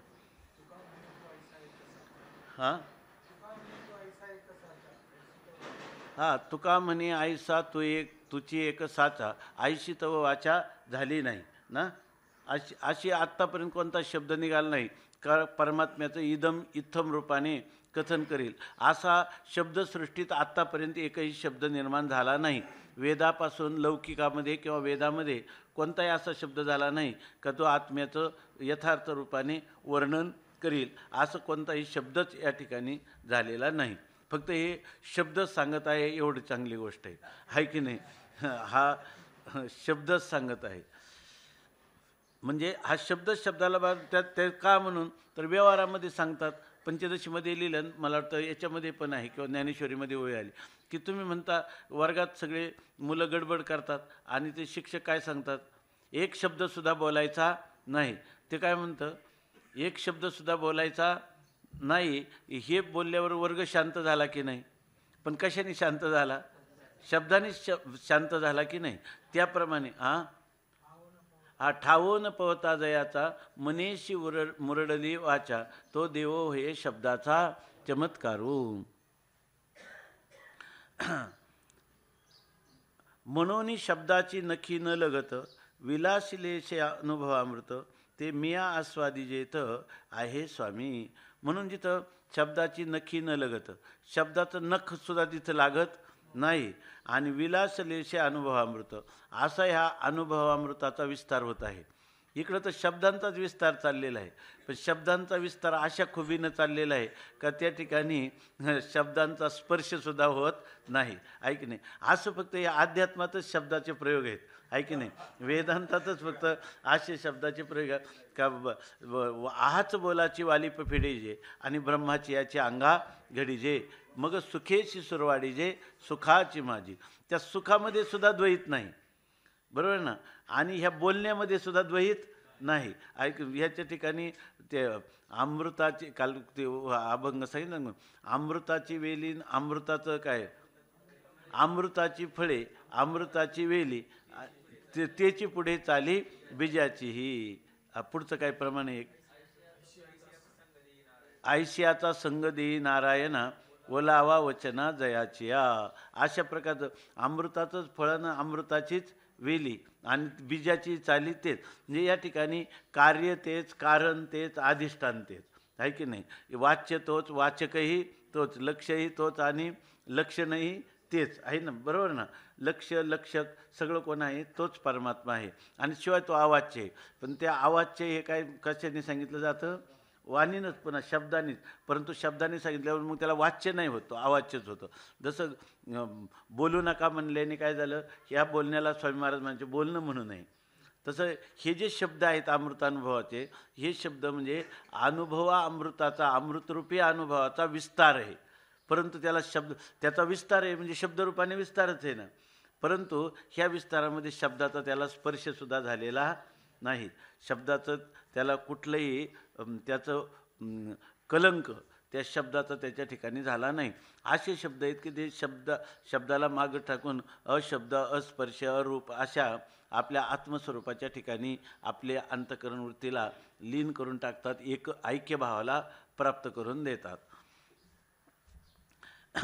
आता म्हणतात, म्हणून शब्दाची नखी न लागत विलासलेशे अनुभवामृत. आणि अनुभवामृताचा विलास झालेला आहे म्हणजे विस्तार झालेला आहे. आणि ते मी आस्वादीचे आणि त्याचं मी काय करतो? ते मी आस्वादीचं आहे स्वामी. नित्यानंद स्वामी आपल्या श्रीगुरूंना उद्देशून म्हणतात, त्या अनुभवामृताचा शब्दातीत असणारा अर्थरूपतेचा अनुभव मी या ठिकाणी घेत आहे तुमच्या कृपेने. तया रसरूपाशी तू रस होऊनी मज किजे सुरस, या लागी तुझी वास पाहतसे स्वामी. आम्ही तुमची वास पाहतो, तुमच्या मुखाकडं एकटक लावून तुमच्या कृपेची आकांक्षा आम्ही करतो. याचं कारण काय आहे? तू रसरूपाशी तू रस. हा जो परमात्मा आनंदरूप आहे ना, तर बरं ना, रसरूप आहे, पण त्या रसरूपाचाही तो रस आहे. कारण तमेव विदित्वा अतिमृत्युमेती नान्यः पंथा विद्यते आहे नाही. ज्या परमात्म्याचं ज्ञान झालं तरच मनुष्य मृत्यूचं उल्लंघन किंवा शोकाचं तरण करू शकतो, आहे की नाही. तो सामान्य रूपाने असणारा जो रसरूप परमात्मा तो विशेष भावाला जर आला नाही तर बरोबर आहे ना, तर तुम्हाला परमपुरुषार्थाची सिद्धी होणार नाही. अविद्या निवृत्तीने उपलक्षित असणारं जे ब्रह्म, बरोबर ना, ती ब्रह्मरूपता तुम्हाला प्राप्त व्हायला साधन कोण आहे? श्रीगुरूच आहे का नाही. परमात्मा रसो वैसा हा श्रुती सांगते, पण रसरूप असणाऱ्या परमात्म्याच्या रसाचं, त्या रसरूपतेचं ज्ञान करून देणारा, बरोबर ना, किंवा त्या रसरूपतेशी तद्रूपतेला प्राप्त करून देऊन परमपुरुषार्थाची व्यवस्था करणारा असा कोण आहे? तूच आहे. म्हणून खरा रसरूपाचा रस कोण आहे? श्रीगुरूच आहेत, आहे की नाही. रसरूपाशी तू रस आणि होऊनी काय मज की जे सुरस. आणि त्याच्यामुळं काय करतो? रसरूप मी सामान्य रूपाने असलो तरीसुद्धा विशेष रूपाने ही रसरूपता जोपर्यंत अज्ञाननिवृत्तीद्वारा येत नाही तोपर्यंत आपुलीची फळे न आपुली फळे न घेपतो. जी बन करू झाडी शिंपे जीवेसाठी, करोनी जन्मे काढी आटी. नाही काय चुकली का बाबी? हा, किंवा जयाचा दिठेवा वसंतू जवन रिगे निगमवना आतू, तरी आपुलेची हातू न घेपती ही ना, अशा प्रकारचं आहे. आणि ते आहे कसं? ती वन करू झाडी शिंपी जीवेसाठी, पाडूनी जन्मे काढी आटी, परी फळेशी तैची भेटी, जई वसंतू पावे. म्हणून ना, द्रष्टा श्रीगुरुमूर्ती जरी न निघता दृश्य पंथी, तरी काय हा उपासती आकळता तो, अशा प्रकारची स्थिती आहे. तया रसरूपाशी तो रस, त्या रसरूपाचाही रस तो आहे. आणि मद की जे सुरस. आणि तू मला काय करतो? सम्यक रसरूपता तू मला खरी प्राप्त दे. मी रसरूप असेल पण सुरस, नाही की नाही. ते हे सांगतात आपले विनोदाने, त्या यांनी सांगितलं. ते काही घेण्याचं इथं विचार करण्याचं कारण नाही, पण आपले जे आठवले शास्त्री महाराज आहेत ना, त्यांनी सांगितलं की आता, किंवा माऊली पण सांगतात, आता ह्या विण्यामध्ये नाद नाही का? आहे ना. मग ते विण्यामध्ये नाद जर त्याला तुम्ही त्या तारेत छेडली तरच त्या ठिकाणी तो नाद तुम्हाला अनुभवायला मिळतो. नाही तर असून नसून तो सामान्य स्वरूपातला ध्वनी तुम्हाला कधी विषय होत नाही. तसं तुमचा आत्मस्वरूप तुम्हाला विशेष रूपाने जाणायचं असेल तर श्रीगुरु जीवनात आले नाही तर ते रसरूप तुम्ही असूनही त्या ठिकाणी दुसरी एक ओळी ना की जसं आपलंच स्वरूप आहे पण ते आपल्याला अपरिचित राहू शकतं. किंवा निदैवाच्या परिवरी जरी लोह्या रुतल्या हाती सहस्रवरी परिवरी बैसोनी उपवास करी का दरिद्रे जिये, अशा प्रकारची त्याची स्थिती राहते. म्हणून म्हणतात की त्यांनी असं लिहिलं आहे की हा विनोद म्हणजे काय आता ह्याच्यामध्ये तो विनोद आहे म्हणजे आणखीन त्याचं नाही. त्यांनी असं लिहिलं आहे की प्रत्येक त्यांचं म्हणणं असं आहे की जे आश्रम सांगितलेत ना त्या आश्रमामध्ये ब्रह्मचर्य, गृहस्थ, वानप्रस्थ आणि संन्यास हे जे 4 आश्रम सांगितले त्याच्यात प्रत्येकाने ब्रह्मचर्याचं संक्रमण गृहस्थाश्रमात झाल्याशिवाय त्याला हे आनंदाची अनुभूती येत नाही असं त्यांनी सांगितलं. त्याचं कारण त्यांनी सांगितलं की जी वीण आहे ना त्या विण्याची तार आहे, ती तार जर विण्याला सगळी आपण तार लावली आणि खुंटी नसली तर काय उपयोग आहे. खुंटीला जर ती तार बांधली आणि मग जर छेडली तर मधुर अशा प्रकारचा नाद त्याची अभिव्यक्ती होती असं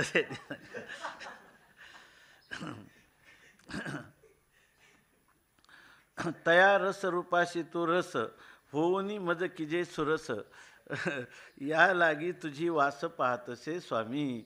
म्हणून ते म्हणतात. कारण ही गोष्ट कशी आहे ह्यालाच म्हणतात यामिमाम पुष्पिताम वाचम प्रवदन्ते विपश्चितः, आहे की नाही.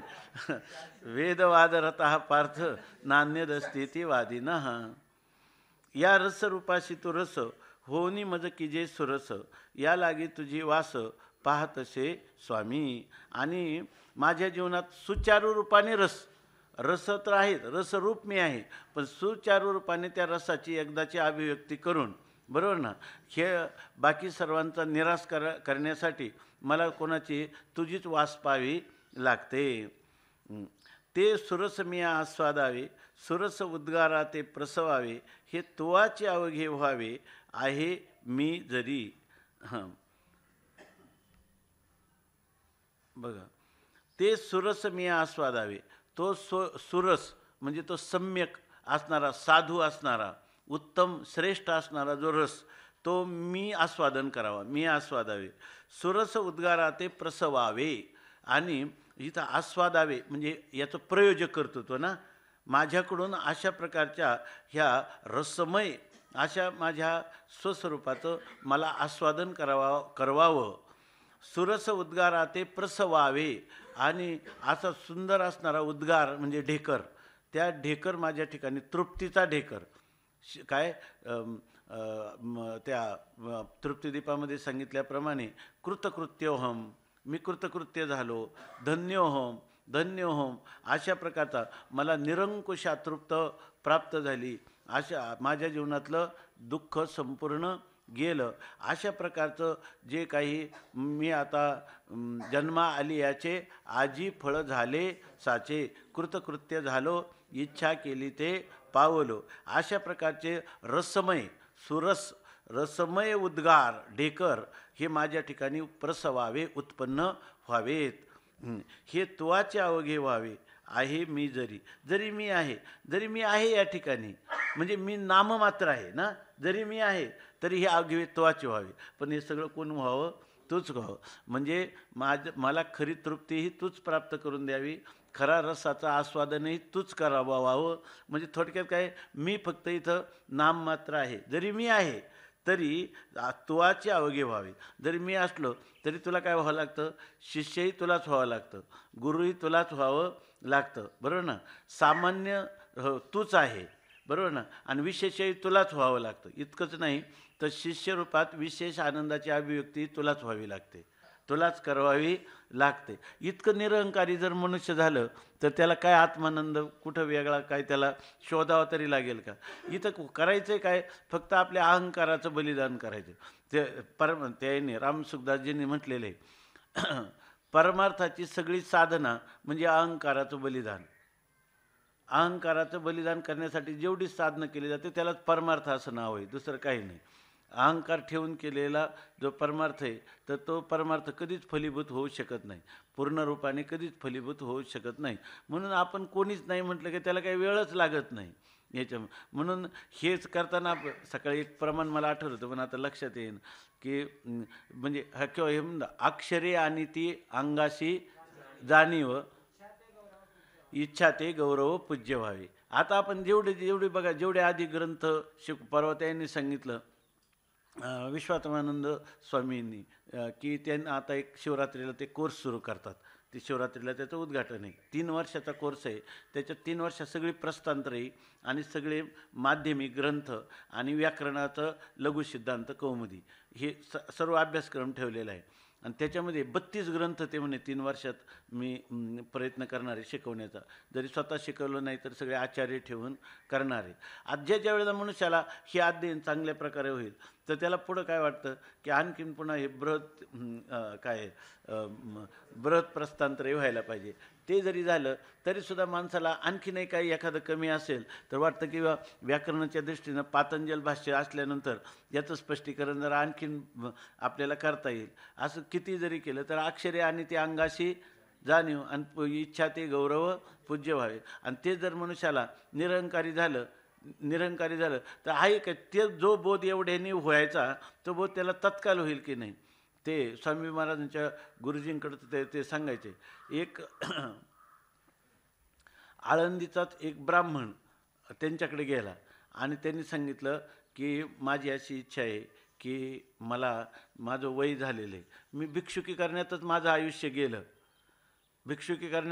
आयुष्य गेलं पण मला काही वेदांताचं श्रवण चिंतन घडलं नाही. आमच्या घरी अनेक संन्यासी आले, साधू महात्मे आले, पण माझं लक्ष त्याच्याकडे नाही. आम्ही सेवा पण केली, पण मला वाटतं की काहीतरी वेदांताचं श्रवण करावं. तर ते म्हणे ठीक आहे, तू उद्या योगायोगाने आमच्या घरी कोणाचं तरी वर्षश्राद्ध आहे तर त्यासाठी पंक्तीला येतो उद्या जेवण करायला, नंतर पाहू म्हणे. ते आल्यानंतर पहिल्यांदा ते जे ब्राह्मण होते तिथं ताट म्हणे तुम्हाला बोलावलंच नाही तर तुम्ही आले कसे इथं, तुम्हाला निमंत्रण नसताना तुम्ही कसे आले, तुम्ही इथून निघून जा म्हणे. मग ते परत निघाले. मागून त्यांना काय वाटलं, त्यांनी परत त्याला बोलावलं. म्हणजे जाऊ दे आता आला तर जेवून जा म्हणे. आले आणि ते ताटावर बसले. ताटावर बसल्यावर लगेच त्यांनी त्या सगळ्या ब्राह्मणाला सांगितलं म्हणे हे शोभतं का, किती निर्लज्ज हा ब्राह्मण आहे की याला आत्ता तुम्हाला सांगितलं ना बोलावलं नाही आणि गेलेला परत आला म्हणे, चल उठ आणि चालता हो म्हणे. ते म्हणे मला असं आवडत नाही. हे एकदा सांगितलं होतं ना तुला, जेवणाचा प्रश्न नाही पण तुला सांगितलं होतं ना जा. ते लगेच परत निघाल्यानंतर दुसऱ्यांदा परत निघाल्यानंतर मग त्यांनी पुन्हा गेल्यावर त्याला परत बोलावलं. म्हणे ये बस जेवायला म्हणे. आणि मग ते परत जेवायला बसलं. तेव्हा त्यांनी सांगितलं की आता तू माझं सगळं ऐकशील, कारण याला कोणताच अहंकार नाही. गुरु म्हणले राहा तर राहा, म्हणले याला तत्वमसी काय, तत्वमसी आहे शिवानी एक वेळ पडता कानी, अविद्या निद्रा गेली पळवणी तत्क्षणी जागी नला. हा माझा ऐकू शकतो. आणि त्यांना कोणता तरी पंचदशी किंवा काहीतरी एखादा ग्रंथ त्यांनी सांगितला, अंतमात्म मरेपर्यंत आपल्या महिमेत राहिला असं स्वामी महाराज सांगायचे. कोणतरी ब्राह्मण होता इथलं, त्याला काय फार सांगावंच लागलं नाही. अहंकार गेला आणि तो का म्हणे देव झाला. नाहीतर लोक तुम्हाला काय समजता, आम्हाला असं होत ना, तुम्ही इतका माणसाला अपमान वाटतो नाही एकदम ह्याच्यामध्ये. हे गोष्टी काय ते आहे ना झुंजायाच्या गोष्टी, ऐकताची काय सुख आणि करिता देह दुःख थोर आहे, तैशी हे हरिभक्ती शिळावरील पोळी आणि निवडे तो बळी विरळाशुर. इतका स्वामी महाराज सांगायचे का हा अभिमान इतका सूक्ष्म आहे की आपण अभिमानाचा त्याग केला असं जर आपल्या जीवनात वाटलं तर तो सुद्धा एक अभिमानच माणसाला येतो. तर ते स्वामी महाराज सांगायचे की क्रोधाचा त्याग केला म्हणून एकाने सांगितलं, काशीला गेल्यावर काहीतरी सोडायचं ना, तर त्यांनी सांगितलं क्रोध सोडला. आमचे ते शास्त्री महाराज पण सांगायचे. तर त्यांनी सांगितलं अहो तुम्ही काय काशीला आले, काय सोडलं, तर ते म्हणे क्रोध सोडला म्हणे. ते म्हणे तुम्ही आणि क्रोध सोडला, हो मी क्रोध सोडला म्हणे. पण पूर्ण तुम्ही शक्य आहे का क्रोध, म्हणजे तुला किती वेळा सांगतो म्हणे.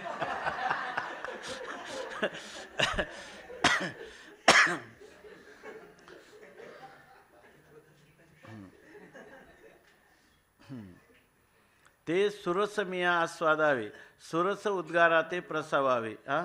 बोला.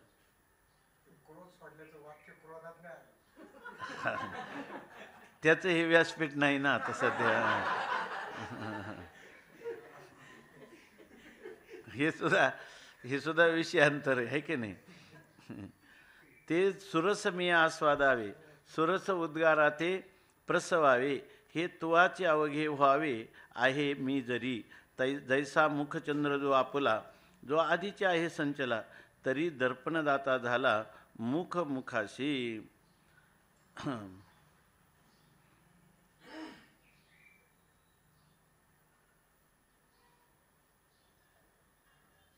हे दर्पण आणि दाता दोन शब्द वेगळे केले पाहिजे का. दर्पण दाता झाला मुख मुखाशी. हे दर्पण आणि दाता हे मला वाटतं दोन शब्द भिन्न करावे, त्याचा पद वेगळी करावी म्हणजे जरा अर्थ लागेल. बघा, जैसा मुखचंद्र जो आपलं जे मुख आहे, मुखचंद्र, ते आपलं मुख जे आहे तो आधीचे आहे संचला, अगोदरच विद्यमान आहे. आपलं मुख कुठे आहे, मुखाच्याच ठिकाणी मुख आहे, परंतु तरी दर्पण मुख मुखाशी दाता झाला. तर बरोबर ना. परंतु त्या ठिकाणी दोन वेगळे करावं लागेल ना. मुखाशी दर्पण मुख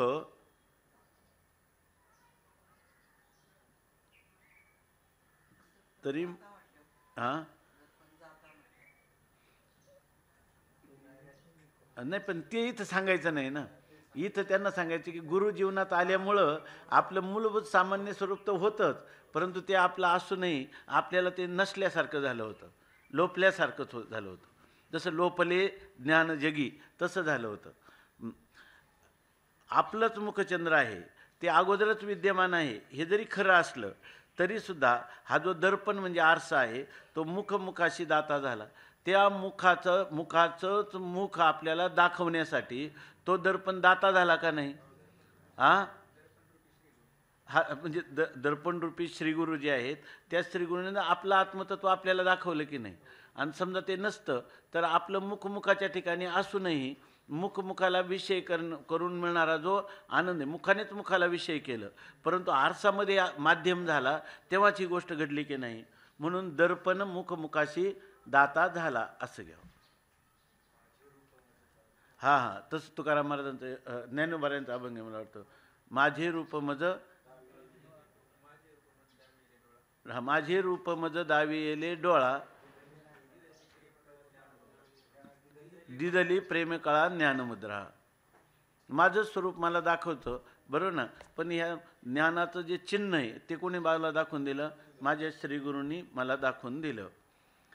तैसे सुख भोगावे सुखेची करुण, याशी तुवाची व्हावे जी दर्पण.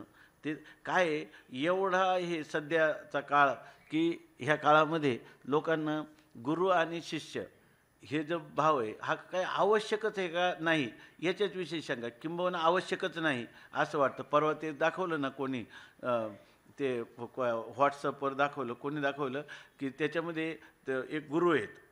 आता ते गुरु पण व्हॉट्सअपमधलेच आहेत, तर त्यामध्ये ते सांगतात त्या गुरूंना त्यांनी, पण एवढी गोष्ट चांगली लक्षात घेण्यासारखी आहे की त्या गुरूंना प्रश्न केला त्यांनी की ह्या पहिल्यांदा ईश्वर प्राप्तीसाठी गुरुची आवश्यकता आहे, पण ईश्वराचंच मुळात अस्तित्व नाही तर गुरुची आवश्यकता काय आहे. बरोबर ना, बरोबर नाही. याच्यात तर आणखीन अखंडानंद स्वामींनी चिंतन केले. ज्यावेळेला आपण म्हणतो ना ईश्वराचंच अस्तित्व नाही, त्याच वेळेला म्हणणाऱ्याच्या मनामध्ये काही शंका आहे की ईश्वराचं अस्तित्व असू पण शकतं. त्याच्या अस्तित्वाचा ज्या वेळेला तो निषेध करतो त्याच वेळेला त्याच्या अस्तित्वाला स्वीकारूनच करत असतो. चांगलं तर अशा प्रकाराने तो स्वीकार करूनच म्हणत असतो, ही एक गोष्ट झाली.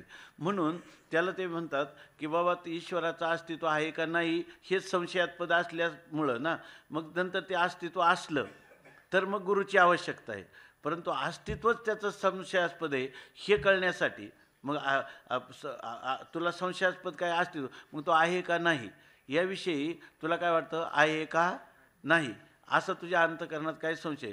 म्हणजे याचा अर्थ ईश्वराचं स्वरूप आणि त्याच्याकडे जाण्याचा मार्ग, ईश्वराचं स्वरूपही तुला अज्ञात आहे आणि ईश्वराकडे जाण्याचा मार्गही अज्ञात आहे.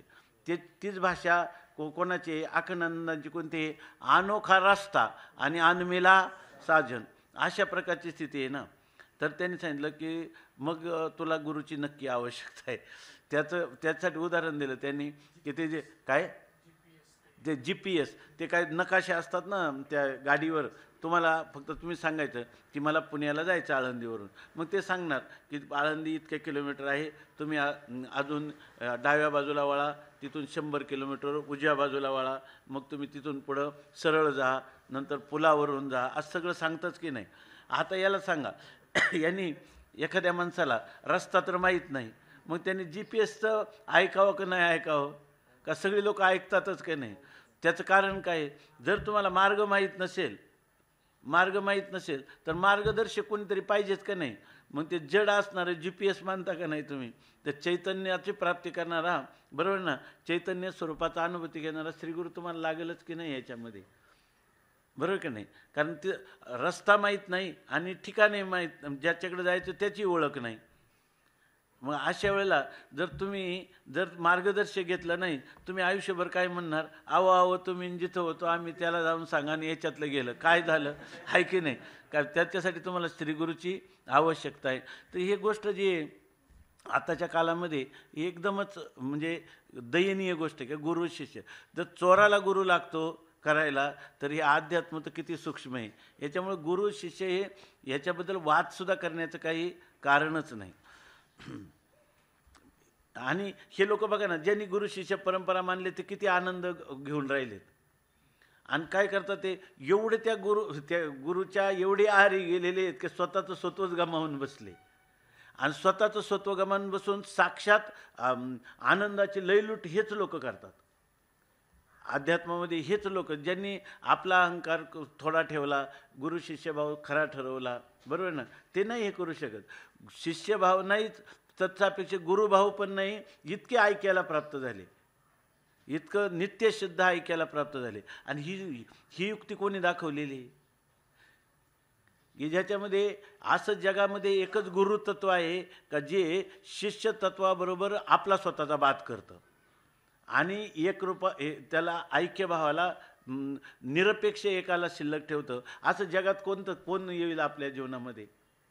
हा आध्यात्मिक गुरु सोडून असं कोण येईल का ज्या ठिकाणी तू पण खोटा आहे मी पण खोटा आहे, आणि जे खरं आहे ते दोघांचं स्वरूप अखंड आबाधित एक, ते ना ज्ञानाला विषय ना क्रियेला विषय, म्हणजे ना भोग्य ना ज्ञेय ना त्याच्या ठिकाणी कर्तृत्व, अशा प्रकारचं आहे. आणि ते नित्यसिद्ध आहे आणि तिथं बंध पण नाही मोक्ष पण नाही. कशाला तुम्हाला शरण येतो, काय शरणागतीला आहेच काय, बंध असतात तर मोक्ष आहे ना, मुक्त कासया म्हणावे बंधन ते नाही ठावे, असं सांगणारं एकच अपौरुषे वेद आहे. वेदाची महावाक्य ही गोष्ट सांगतात आणि दुसरी गोष्ट त्याची अनुभूती घेणारे संत सांगतात.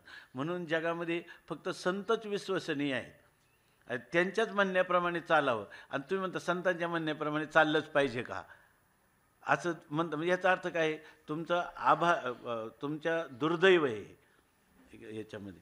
हे कसं की बरं, हे काही अलंकारिक बोलणं आहे, काही वस्तुनिष्ठता आहे, यालाच अनुभूती म्हणतात. ह्या अनुभूतीचे वचन आहेत ही सगळी. जैसा मुखचंद्र जो आपला तो आधीचा आहे संचला, तरी दर्पण दाता झाला मुखमुखाशी, तैसे सुख भोगावे सुखेची करुण, याशी तुवाची व्हावे जी दर्पण, तेथे बिंबावे ही तुवाचे जाणं, आणि माझी या कृपा. तैसे सुख सुखेची करून भोगावे. तर सुख जे आहे ना ते सुखानेच सुख भोगावं, बरोबर ना. आणि तुवाची व्हावे जी दर्पण, सुखानेच सुखाचा भोग घ्यावा, पण त्यासाठी सुखानेच सुखाचा भोग घ्यावा म्हणजे आपणच आपला आत्मानंद आपणच आपला भोगावा. पण त्यासाठी तुवाची दर्पण व्हावे जी, त्याच्यासाठी दर्पण आरसा तर कोण पाहिजे, तू पाहिजे. आणि तेथे बरं आरसा तू झाल्यावर मग आमचं आत्मस्वरूप तिथं बिंबतं काय की तिथं सुद्धा बिंबावंही तुवाचे जाणं. आरशामध्ये प्रतिबिंबित सुद्धा कोण व्हावं, तूच व्हावं. आरसाही तूच व्हावं आणि आरशामध्ये प्रतिबिंबित सुद्धा तूच व्हावं. पण कशासाठी एवढा खटाटो, माझी या कृपा. माझी या कृपा म्हणजे माझ्या कृपेने नाही, माझी या कृपा म्हणजे माझ्यावर कृपा अकारण करुणा वरुणालय असणारा तू माझ्यावर कृपा अहेतुकी कृपा करावी म्हणून तू हे सर्व करतोस. मग मज तुझ अवलोकिता सहजची माझी नुरे अवलोकनता आयशेनी विवरण पंथू चालता करावा स्वामी. आणि मग ही स्थिती झाली. मग तुझं आत्तापर्यंत त्यांनी जेवढी अवतरणं दिली कोणत्या प्रकरणाची संगती, बरोबर ना, तर त्या प्रकरण संगतीमध्ये एवढं विस्ताराने झालं नाही. माऊली जसं आचार्योपासनेमध्ये वाहून गेले आहे की नाही, तसं या ठिकाणी हे टीकाकार ह्या आपल्या गुरु आचार्योपासनेमध्ये काय करतात, वाहून जातात, प्रवाहित होतात. मग मज तुझा अवलोकिता, मग मी आणि तू हे जर पाहायला गेलो तर सहजची माझी अवलोकनता नुरे. मी आणि तू पाहायला गेलो तर माझं पाहणं, अवलोकनता म्हणजे माझं पाहणंच या ठिकाणी उरत नाही, कारण मीच उरत नाही तर माझं पाहणं कुठं उरेल. पाहता पाहणे दुरी सारोनिया, काय ते तो हरे श्रीहरी पाहिला डोळे भरी पाहता पाहणे दुरी सारोनिया माझी नुरे अवलोकनता आईसेनी. अशा प्रकाराने विवरण पंथू चालता, अशा प्रकाराने मी जे आता हे विवरण करत आहे अमृतानुभवाचं, ह्या विवरणाचा मार्ग असा जर चालत राहिला तर असाच चालता करावा स्वामी. ह्या विवरणाचा मार्ग अशाच प्रकाराने तुम्ही रूढ करावा की ज्याच्यामध्ये हे ग्रंथाचं विवरण करत असताना मला मी म्हणून कोणी राहणारच नाही, मी राहणार नाही, मी सापेक्ष तुम्ही राहणार नाही, केवळ स्वरूपच राहणार आणि त्या स्वरूपात राहून स्वरूपाचा महिमा जेणेकरून विवरण करता येईल अशा प्रकारचं तुम्हीच मला माध्यम करून घ्या असं म्हणतात. ये विनवनी सरीसे निजानंदे चित्त उल्हासे आता ग्रंथप्रसंगी ऐसे निरूपणासे. त्यांनी लिहिलं आहे की ज्या वेळेला त्यांचे वडिलांनी मला वाटतं ह्या ग्रंथाचं चिंतन करण्याच्या अगोदर त्यांना पंढरपूरला काही दिवस थांबायला सांगितलं होतं, पंढरपूरला. आणि पंढरपूरला कोणीतरी एक संन्यासी महात्मे होते याच परंपरेतले, तर त्यांना सांगा म्हणून सांगितलं.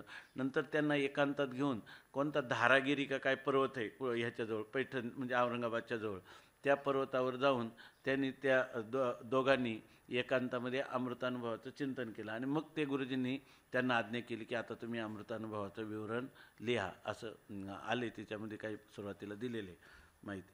साधारणतः हे नित्यानंद आपलं शिवकल्याण स्वामींचा कालखंड 17व्या शतकातला म्हणजे तुकाराम महाराजांच्या समयाचा सांगितला जातो. ये विनवनी सरीसे निजानंदे चित्त उल्हासे.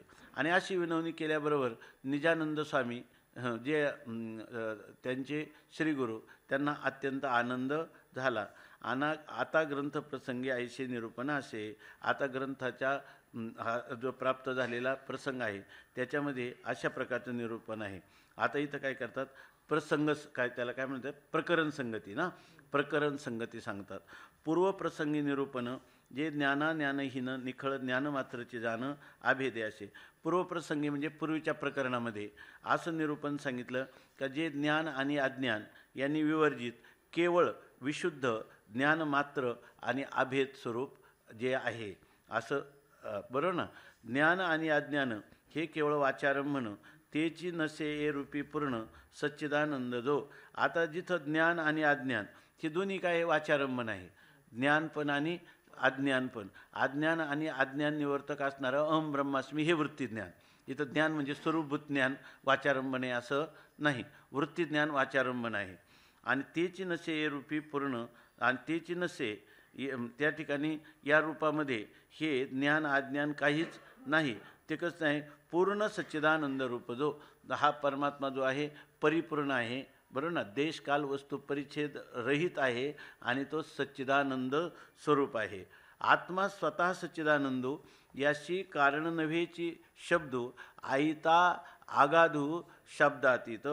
आता म्हणतात की काय नेहमी ज्ञान आणि अज्ञान यांनी विवर्जित आत्मा आहे हे सांगत असताना तो नेती स्वरूपाने असा नाही असा सांगितला जातो. तसाच वेदामध्ये कधीकधी आत्म्याचं विधिमुखाने वर्णन आलेलं आहे. विधिमुखाने, बरोबर ना, विधिमुखाने वर्णन आलेले म्हणजे कसा आत्मा सच्चिदानंद घन आहे असं आपण म्हणतो की नाही. हे विधिमुखाने वर्णन आलं की नाही. सत्यम ज्ञानम अनंतम ब्रह्म विधिमुखाने वर्णन आलं की नाही. आणि नीती अशब्दम अस्पर्शम अरूपम असंही वर्णन आलेलं आहे. तर आता पाठीमागच्या प्रकरणामध्ये आत्मा जो आहे तो ज्ञान आणि अज्ञान यांनी अतीत आहे आणि तो केवळ अभेद ज्ञानस्वरूप आहे. म्हणून त्या ठिकाणी ज्ञान अभेद अशा प्रकारचं ह्या मागचं प्रकरण चतुर्थ प्रकरणामध्ये निरूपण केलं. आत्मा स्वतः सच्चिदानंदो, आत्मा स्वतः तेची नसे रूपी पूर्ण सच्चिदानंद रूप जो. पाठीमागे सांगितलं का आत्मा कसा आहे? सच्चिदानंद स्वरूप आहे. आत्मा स्वतः सच्चिदानंदो याची कारण नव्हेची शब्दो आयता आगाधू शब्दातीत. तर ते म्हणतात मग तुम्हाला असं वाटेल की आत्मा सच्चिदानंद आहे म्हणजे सच्चिद आणि आनंद ही जी 3 पदं आहे ह्या 3 पदांचा वाच्य आत्मा आहे, किंवा आत्मा सच्चिदानंद आहे म्हणजे आत्म्याचे सच्चिद आणि आनंद हे धर्म आहेत. म्हणजे आत्म्याच्या ठिकाणी सच्चिद आनंद हे धर्म आहेत. म्हणजे आत्मा आणि सच्चिदानंद पदाचा जो अर्थ हे बरोबर ना, सच्चिदानंद हे काय आहे? यांच्या ठिकाणी धर्मधर्मी भाव आहे.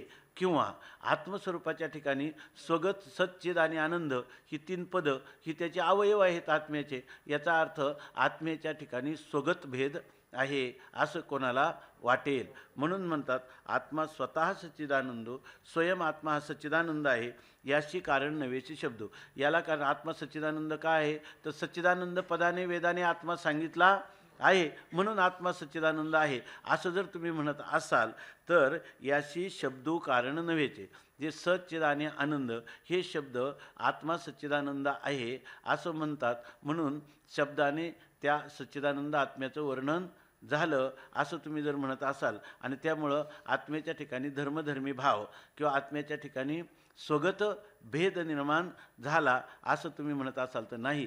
आत्मा हा अगाध आहे म्हणजे आत्मा हा सर्वांच्या अतीत आहे आणि तो शब्दातीत, तो अगाध किंवा इथं अगाध शब्दाने काय घ्यायचं? निरपेक्ष व्यापक असणारा जो आत्मा किंवा देशकाल वस्तू परिच्छेद रहित असणारा निरपेक्ष व्यापक आत्मा हा शब्दाच्या अतीत आहे. म्हणजे याचा अर्थ सच्चिद आणि आनंद ही पदं त्या आत्म्याचं तुम्हाला ज्ञान करून देण्याला पूर्णपणे समर्थ ठरली असंही तुम्ही म्हणू नका. असं का म्हणू नका? तर त्याचा कारण मग त्या शब्दांचा प्रयोग केला तरी का असं जर तुम्हाला वाटत असेल तर त्याचं विवरण पुढं सांगणार आहेत. सच्चिदानंद आयते पूर्ण येथे नसे त्रिविध लक्षण, आता त्रिविधता ते शब्दीची जाण नांदत असे. आता म्हणतात सच्चिदानंद जे शब्द आहे ते सच्चिदानंद जे आम्ही सांगतो ना ते आयत आहे आणि पूर्ण आहे. आयत आहे म्हणजे ते स्वतःसिद्ध आहे आणि पूर्ण आहे म्हणजे स्वगत सजातीय विजातीय भेदरहित आणि देशकाल वस्तू परिच्छेदरहित असं ते पूर्ण आहे. येथे नसे त्रिविध लक्षणं. या ठिकाणी तुम्ही म्हणाल की हे जे आत्म्याचं लक्षण केलं कोणतं? स्वरूप लक्षण आहे. कोणतं? आत्मा सच्चिदानंद आपण काय म्हणतो? हे स्वरूप लक्षण आहे. परंतु इथं स्वरूप लक्षण केले म्हणजे लक्षणेने ह्या आत्म्याचं वर्णन करून दिले, बरोबर ना? असंही तुम्ही स्वरूप लक्षणाने या आत्म्याचं वर्णन केले असंही तुम्ही समजू नका. सच्चिदानंद आहे ते पूर्ण येथे नसे त्रिविध लक्षण. हे 3 प्रकारचं लक्षण आहे आत्म्याचं, सत चित आणि आनंद असं 3 प्रकारचं याचं लक्षण केलं असंही समजू नका. मग आत्म्याचं जर 3 प्रकाराने लक्षण केलं म्हणजे आत्म्याचे 3 अवयव झाले, आत्म्याच्या ठिकाणी स्वगत भेद झाला असं तुम्ही म्हणणार. किंवा सच्चिद आणि आनंद हे आत्म्याचे धर्म आहेत, आत्मा धर्मी झाला आणि सच्चिद आनंद हे त्याचे धर्म झाले आणि त्याचे धर्म कोणते? हे 3 धर्म आहेत असं तुम्ही धर्मधर्मी भावाने त्याला समजू नका. त्रिविधता ते शब्दीची जाण नांदत असे. हे 3 प्रकारचे काय आहेत? शब्द आहेत. परंतु या ठिकाणी 3 शब्दाचा अर्थ 3 प्रकार होत नाही, तर 3 शब्दाचा अर्थ एकच आहे. हे 3 शब्दाचा अर्थ काय आहे? जो एकच आहे म्हणजे जो सत आहे तो चित आनंद आहे, जो चित आहे तो सदानंद आहे आणि जो आनंद आहे तो सच्चित आहे. सच्चित आनंद आणि पदार्थ काय दाखवला जातो? एकच दाखवला जातो. येथे नसे त्रिविध लक्षणं. आता त्रिविधता जी शब्दीची जाण नांदत असेल ते मग 3 प्रकार कुठं जाणतात? 3 प्रकार शब्दात आहेत. शब्दाचा जो अर्थ त्या अर्थाच्या ठिकाणी म्हणजे आपल्या स्वस्वरूपाच्या ठिकाणी सच्चिदानंद पदाने ज्या स्वरूपाचं वर्णन केलं जातं त्या स्वरूपाच्या ठिकाणी हे भेद नाहीत. सच्चिदानंद हे भेद त्या शब्दाच्या ठिकाणी आहे. आयशे विशद निरूपण जे अनुभवामृतीची खुण ते आता प्रगट करीनं अवधारी जोजी. अशा प्रकारचं विशद म्हणजे स्पष्ट रूपाने निरूपण तीच खरी अमृतानुभवाची काय आहे? खूण, की या ठिकाणी स्वरूपाच्या ठिकाणी सच्चिदानंद ही जी पदं आहेत, हे पदाचे भेद आहेत. स्वरूपाच्या ठिकाणी सच्चिदानंद असा भेद कोणताही नाही. आणि ही अमृतानुभवातली मुख्य खूण आहे, ती मी आता प्रगट करणार आहे आणि ती तुम्ही लक्षपूर्वक ऐका, असं टीकाकार म्हणतात. आता याच्यावर शंका केली. आशंका: आत्मा एकू सुबद्ध, ज्ञानाज्ञानाहुनी आगाध, ते स्वरूप मात्री त्रिविध त्रिवाद, सच्चिदानंद हे, तरी किमात्मक हे भेद, कासया सच्चिदानंदवाद, तरी याची विषयी अतिशुद्ध निरूपण असे. मग असं जर आहे तर मग या सच्चिदानंद शब्दाचा प्रयोग केलाच कसा, याचं जे विवरण आहे ते आता आम्ही सांगणार आहेत. पहिल्या ओळीचं हे अवतरण आहे. दुपारी पव तरण आहे, दुपारी पव तरण आहे, दुपारी पव तरण आहे, दुपारी पव तरण आहे, दुपारी